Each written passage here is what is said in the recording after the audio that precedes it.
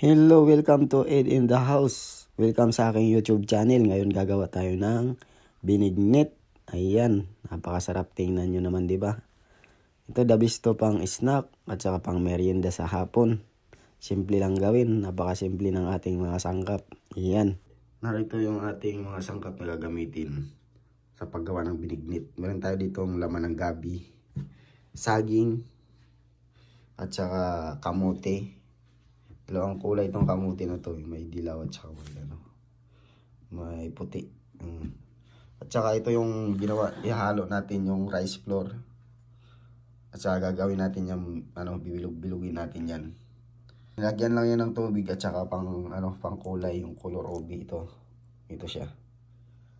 At saka meron din tayo diyang lalagay na sago. Ayan o. At saka gagamit tayo diyan ng gata. Ayan. Saka asukal.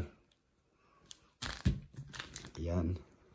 Yung asukal natin. At saka maglalagay din tayo dyan ng kaunting vanilla. Para mabango. Ayan. Tara simulan na natin to. Huwag na natin patagalin. Ayan. Una natin gagawin. Unahin natin tong rice flour na to na nilagyan natin ng kulay. Binasa ng tubig at saka nilagyan ng kulay. Gagawin natin tong bilog-bilog. Ayan. Kuha tayo ng kakapiraso tapos gaganyanin lang natin. Yan, parang malaki siya eh. Uwasan pa natin siya.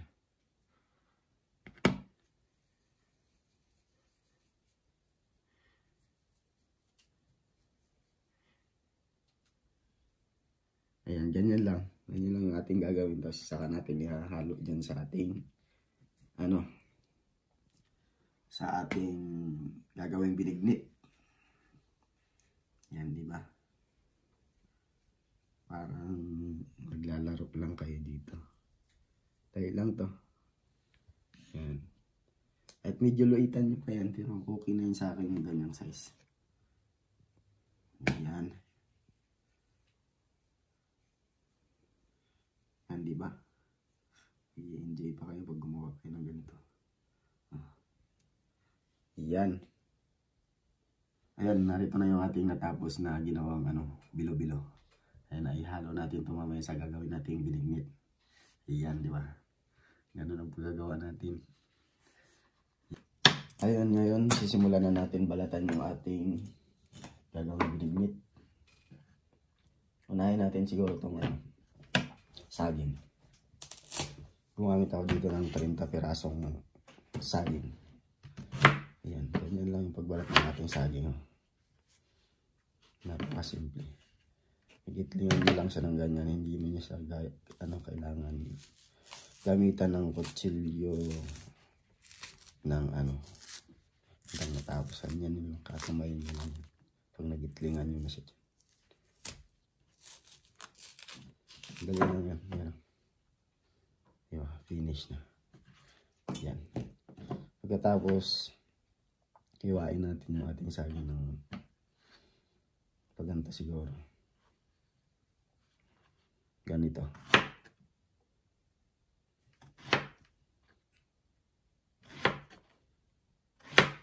O pwede rin siguro pag ganito para medyo maliit. Ganyan. Pero medyo kapal-kapal na lang natin ng konti. Yan. Kahit anong gusto nyo hiwa dyan. Gusto nyo malalaki. O gusto nyo ganito. Pero sa akin mas dabis yung ganito, diba? Yan. Ayan, tapos isusunod na natin yung ating kamote. Nababalatan.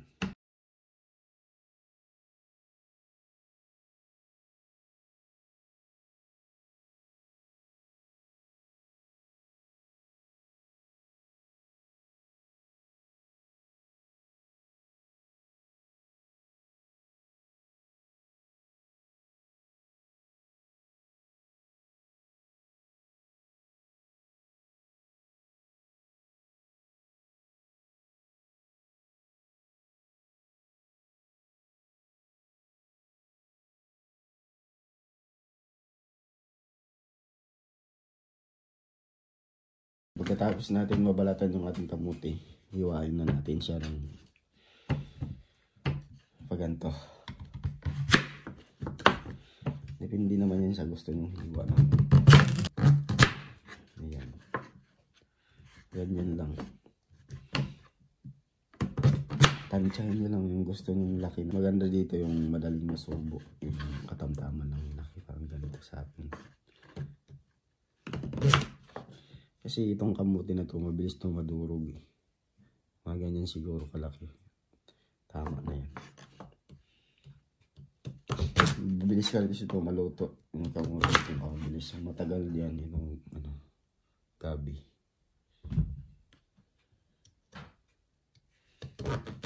Yan.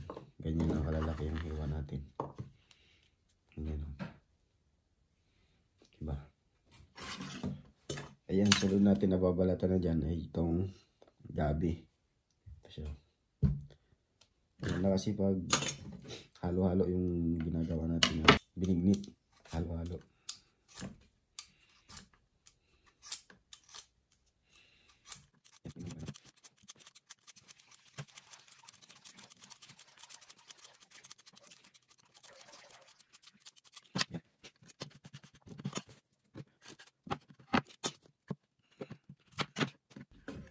Tapos natin balatan, iwain na natin ng pagganito lang siya. Yan. Depende sa gusto nyong hiwa din to.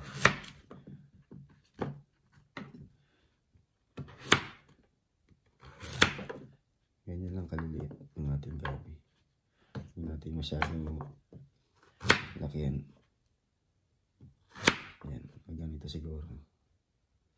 Ganyan. Narito yung ating gagawing binignit. Unahin natin tong laman ng gabi. Hugasan natin. Unahin natin kukuluan ng gabi. Kaya natin unahin yan kasi medyo yan, may katigasan. Para sabay-sabay sila maluto. Hugasan muna natin siya bago natin salang.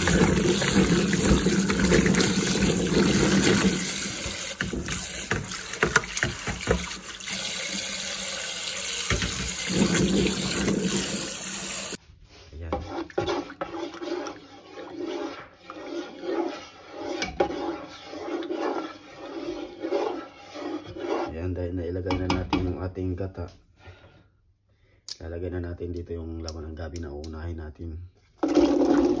Yan. Si katagalan na, ayan siya lumambot. Hindi natin pwede ito ipagsabay din sa mga ibang sangkap ng ating binignit tulad ng kamuti kasi mabilis madurog yun. Ito may katigasan to. Kaya unahin natin yung pakuluan. Maglalagay ulit tayo mamaya ng gata pa kapag nailagay na natin yung kamuti at saka saging. So yung bilo-bilo. Saka na lang tayo magdadagdag ng gata. Takpan muna natin. Ayun, napakuluan na natin sa gata yung inuna natin na laman ng gabi. Dahil nga may katigasan yan kaya inuna natin. Yun, susunod naman natin yan na ilalagay yung ating bilog-bilog.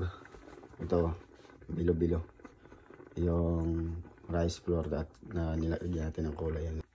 Yan, isa-isayin lang natin yung ating bilo-bilo kasi nasisira eh. Pwedeng yun, malagkit. Yan, ganyanin lang natin siya dyan.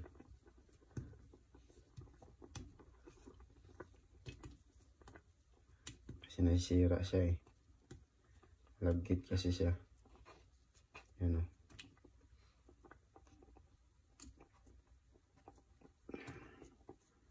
Yan. Landaan lang tayo baka masira ng tuluyan. Kasi malagkit to eh.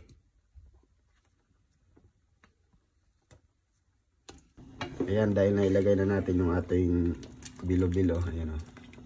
Lagay na rin natin isunod yung ating sago. Ayan. Maya-maya ilalagay na rin natin yung ating kamuti at sa saging. Saka magdadagdag ulit tayo mamaya dyan ng gata. Ayan, tapos ilalagay na rin natin mamaya yung ating asukal. Saka lalagay rin tayo ng kaunting vanilla. Takpan muna natin to at saka pakuluin ulit ng mga 5 minuto lang. Ayan, dahil napakuluan na natin ng 5 minuto, ilalagay na natin dyan yung iba natin mga sangkap na tagawa ng binignit. Ang kamuti, isunod na natin.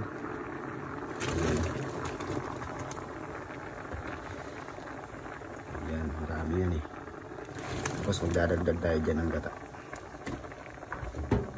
Ipagsama-sama na natin yung sabay-sabay na natin yung ating pati yung ating saging. Ayan o, dami no. Ayan. Haluin muna natin.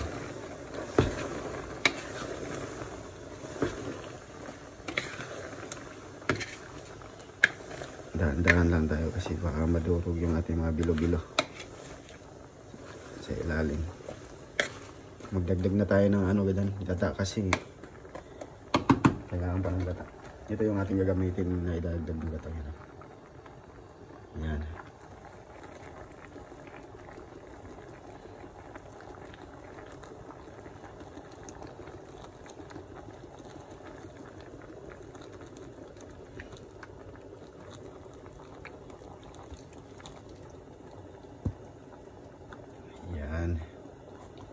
Ayan, dahil kulang pa yung gata natin. Ayan, kailangan medyo apaw-apaw. Magdagdag pa ulit tayo.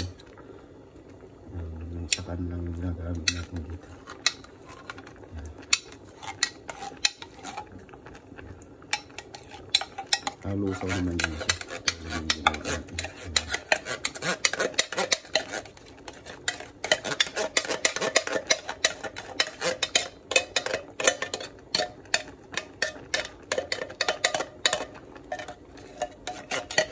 Simutin natin kasi sayang.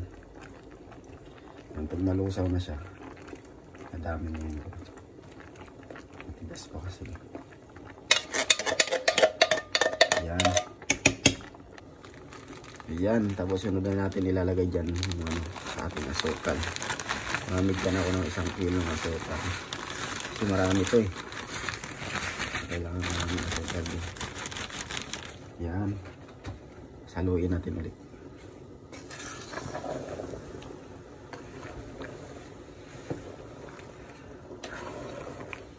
Dami no. Sarap dito mga.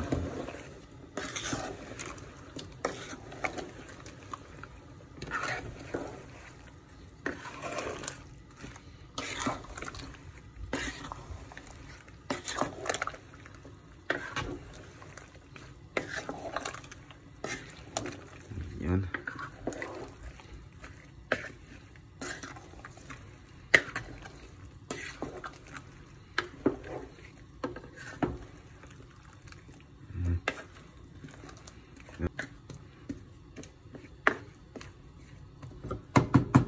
Tsaka maglalagay na tayo dyan ng ating pangkulay kasi mas masarap pag makulay. Kulay ubi yung lalagay natin dyan eh. Tatansyahin lang natin para hindi sobra. Yan. Halo lang natin dyan. Yan o. Yan sasarap yung ating kasi makulay, kulay ubi yung ating binignit.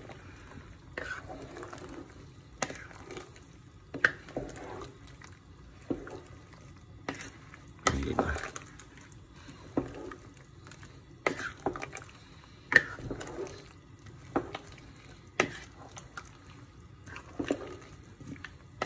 Mamaya lalapot pa yan pag hindi pa kasi masyado luto yung saging at saka yung ating kamote. Yung gabi luto na yun kasi inuna natin yung kanina pinakuluan ng ating gata. Yan. Takpan natin ulit. Yan. Ayan, bubuksan muna natin kasi maglalagay na tayo ng dyan. Lalagay tayo ng vanilla. Yan, mas masarap kasi pag mabango. Ang pabango to eh. Ayan.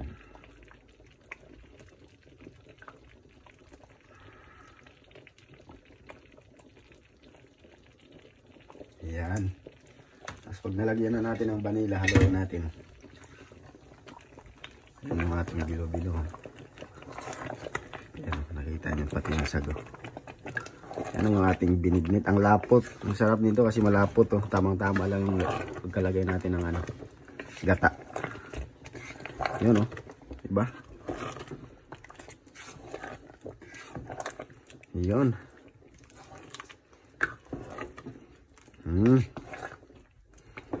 Yan yung ating mga bilo-bilo. Yan diba? Sarap. Ayan, narito na yung ating binignit. Tapos na. Yan o. Tingnan nyo. Sarap no. Yan o. Ayan yung ating mga bilo-bilo. Sarap nito. Yan o. Yan. Ready na to. Yan na siya, di ba? Sarap no. Tignan nyo naman oh, nakakatakam, sarap ang merienda nito. Yan oh, di ba? Dahil luto na yung ating binignit, siyempre titikman na natin yan. Ayan oh, tingnan nyo naman oh, di ba? Napakasarap. Tsura pa lang, matatakam na kayo. Sarap nito, ang lapot. Ang tamang-tama pa yung ating pagkaano. Yan, di ba? Yan, tama na siguro. Tama na siguro yan. Yan. Narito na yung ating binignit. Tapos na. Itikpan na natin to. Nagkakulay yung kamay ko dun sa nilagay natin ang kulay. Ayan. Tikman na natin yung ating binignit. Ayan o. Sarap. Hanapin ko yung bilo-bilo. Unahin natin tikman to.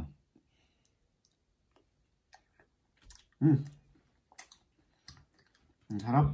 Harap ng bilo-bilo natin. Ito naman yung ano, saging. Tama yung tamis ng pagkaano natin sa timpla. Napakasarap. Hanapin naman natin yung ano, yung gabi ito. Yung gabi. Ito yung gabi niya. Napakalambot ng gabi. Sarap. Saka yung kamote. Yan, ito yung kamote. Ayan. Yung kamote na to, yung matamis-tamis na to, kaya kailangan ano, hindi nyo damihan yung asukal ng paglagay. Pag gagawa ka ng din. Sarap. Sarap. Ayan. Kaya tapos na nga tayo. Hanggang dito na nagtatapos yung ating video. Kung bago ka pa lang sa aking YouTube channel, huwag mong kalimutan i-like and subscribe. And thank you for watching. Bye-bye.